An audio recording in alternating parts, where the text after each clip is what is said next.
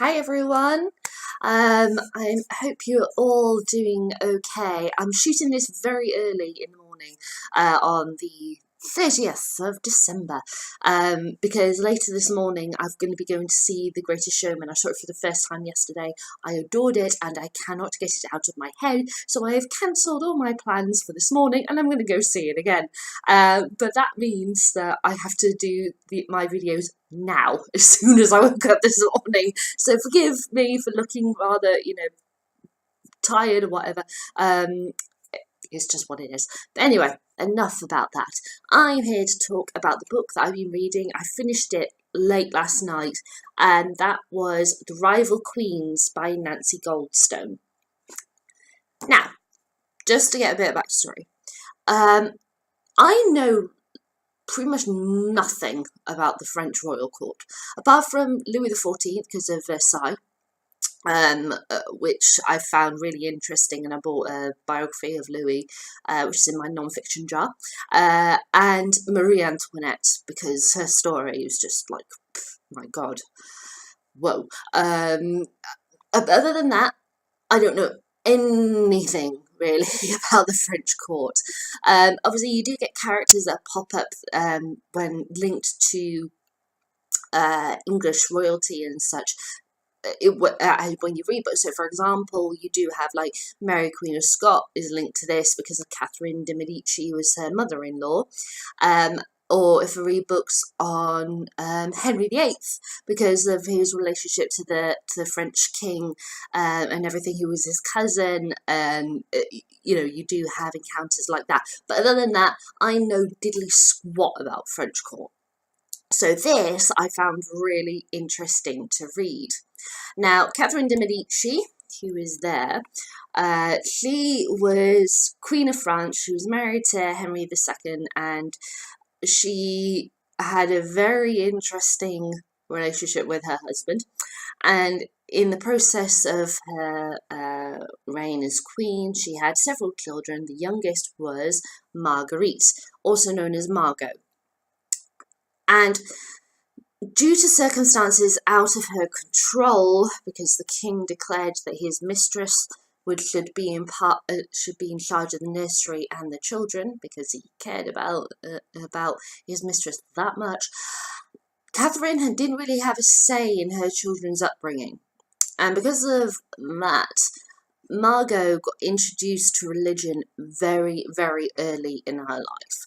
She was Catholic to her core, and so was Catherine. But the thing is that I'm not saying that they would switch religion for power, in order for power play, but she was very, very happy when Margot was in her early teens to marry Margot off to a king who was Protestant, and Margot was not happy with this, being a Catholic. She got forced to marry him to the point that at the wedding, which was out in the general public, not hidden away, because Catherine wanted everybody to see this marriage happening because of the power play and everything.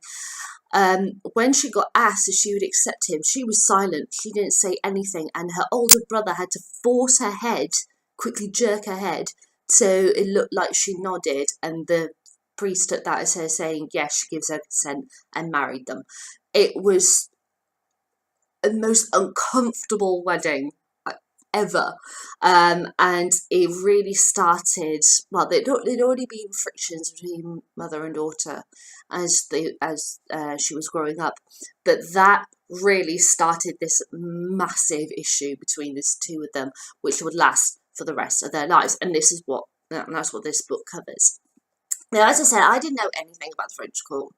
I didn't know about major events, whereas like if I was given a book about Henry VIII or whatever, and it referred to an event but didn't go in further detail, I would already know about that event because I've read so many books and everything.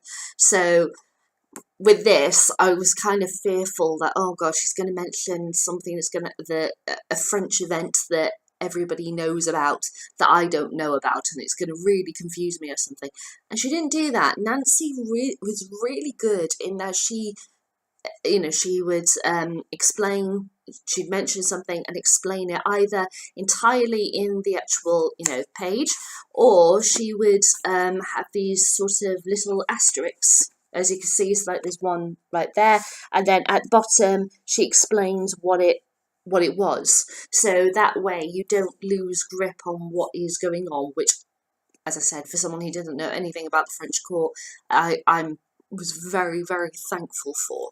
The way that she talks about the various people of the court, it's almost like a prose piece in regards to that. She really talks about how they are as people, how they react to certain things, and how chapters end and suddenly this new character comes along or something who's going to change everything, or suddenly it ends with a kind of grumbling of this tension between mother and daughter and how it builds up and builds up and builds up. I'm just going to read a little bit from the book.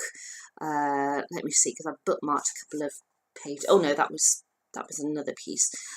So this is Catherine de Medici has just lost her eldest son, Francis, who is Mary, Queen of Scots' husband, at the age of 17. He'd been ill for quite some time, and he died within a year of his marriage to Mary. So this is the reaction to his death.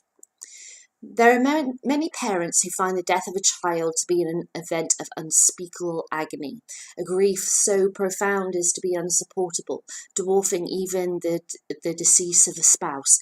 To have outlived a son or a daughter whom it was your duty to protect, soothe and cherish is a loss for which few recover.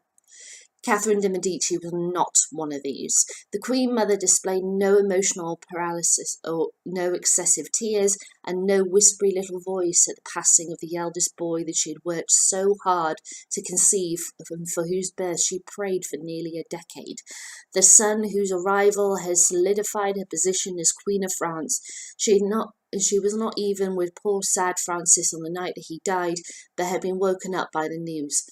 Unlike her behaviour at the time of her husband's death, a mere 18 months earlier, Catherine did not even have to change her clothes. She was already in black.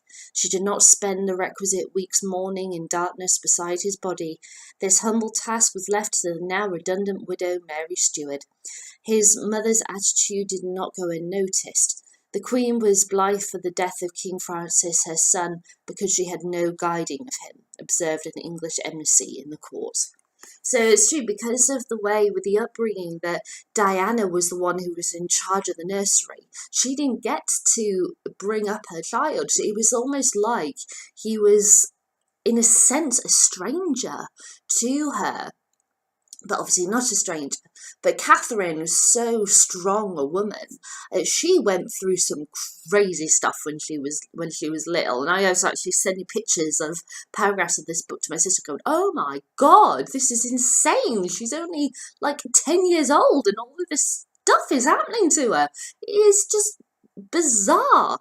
But I suppose it's that thing that if you've lived through that kind of stuff, that you would be able to handle a lot of stuff later on in life.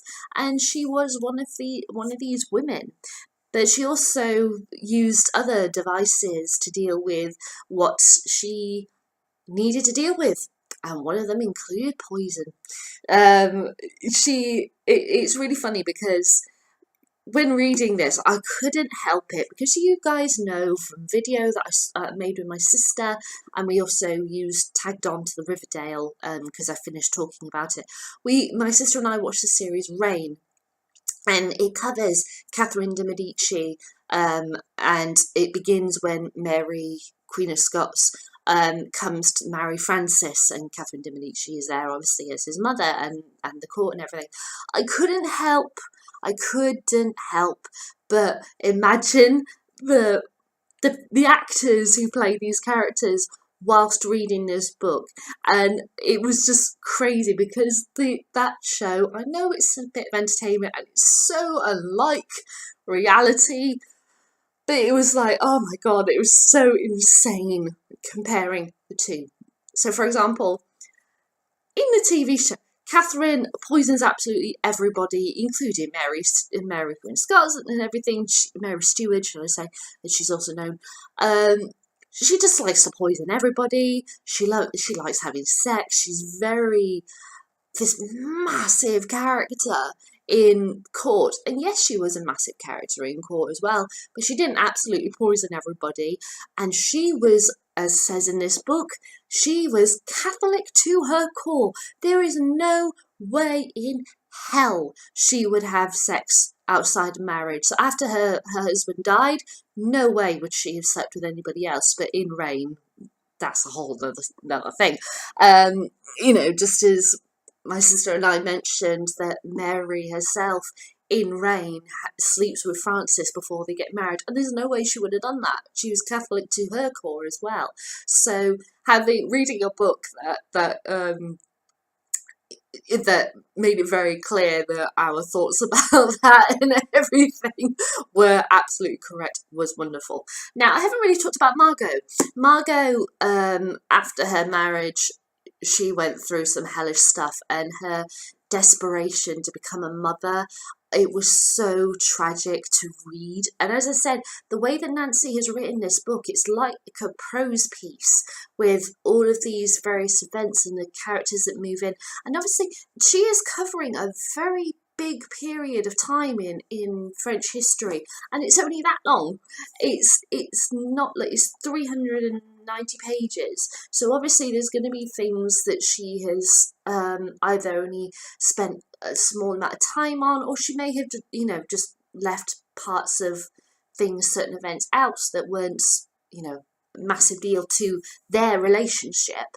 From this book, I can't say that for certain, but because obviously this is the first French court piece that I've read, but their relationship and how there's so many mirrored things that happen between them, but they just couldn't see eye to eye because of the marriage that Catherine organised. It was so tragic to read, and with Margot as well, that even though her inability to have a child was so emphasised, she did like some unbelievable stuff and saved her husband, and she was a strong woman. And like somebody said about her death, said, I have no ambition. Oh, sorry, she wrote, I have no ambition, I have no need of it, being who and what I am. That, oh God, I fell in love with Margot through the course of reading this book. I had absolutely no idea who she was before. I'm really glad that I know who she is now, from reading Nancy Goldstone's book. I didn't feel bogged down with information. Nancy was very good in the way that she conveyed certain things, the way that she describes it, because some of this is very, very complicated and obviously very political, but she conveys it very, very well. It flowed easily. I found it so intriguing a read, and so I would definitely recommend the Rival Queens by Nancy Goldstone. And as the quote here from the Times says, an intriguing story handsomely told. Definitely agree with that. Okay, so of course there haven't really been adaptations, as it were, of their lives, apart from like Reign, obviously, which I do not recommend because it's awful. But there is also Alexandre Dumas wrote a piece called La Reine Margot, which is about Margot. but I haven't, there was a film version made, but I haven't seen it. My sister has, because I remember her having a copy when I was a teenager, but I just had no interest in it, so I've never watched it. But I'm going to see about getting a copy of that, because I'd be really interested to see about that. And as I said, it's an Alexander Dumas piece. He wrote, you know, The Musketeers and The Man in the High Mask and stuff like that. He wrote a piece that told the story of her life, and so I'd be quite intrigued to track that down as well. But yeah, so to conclude, Rival Queens, really enjoyed it, would recommend it. And Nancy Goldstone, sorry. If you've written any other works, I may look you up. Okay, so that's what I thought of that. Have you read this book? I'd love to know what you think. You can leave me a comment in the comments box below, or give me a thumbs up, thumbs down, entirely up to you. I'll let you decide. Now, I'm going to be doing 2 more videos, one that's Christmas books and my general reflection on 2017 and the books that I read, and the other one is going to be announcing the first fiction and non-fiction book of 2018, which is going to be slightly different than usual, and to be able to find out what I mean by that, check out the video. Alright then guys, bye.